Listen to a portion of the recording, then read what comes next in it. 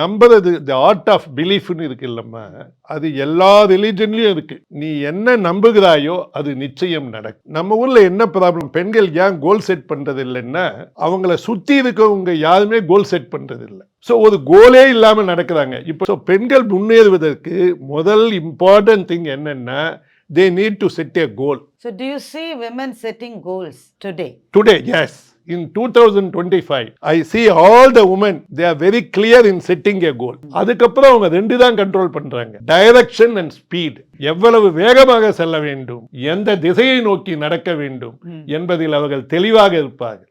இந்த பெண்கள் தான் தமிழ்நாட்டையும் இந்தியாவையும் முன்னுக்கு கொண்டு வர போறாங்க. இப்போ பிரைம் மினிஸ்டர் மோடி சொல்றாரு 5 trillion எக்கானமின்னா, அந்த எக்கானமியை உருவாக்க போகிறவர்கள் இந்த பெண்கள் தான். But work force participation sir சைனால இருக்கிற அளவு இந்தியாவில் இல்லைன்னு தானே சொல்றாங்க.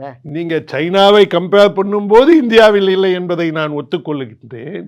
ஆனால் இந்த 20 ஆண்டுகளுக்கு முன்னாலே இருக்கும்போது கண்ட்ரோல் பண்ணீங்கன்னா 100 மடங்கு உயர்ந்து இருக்கும்.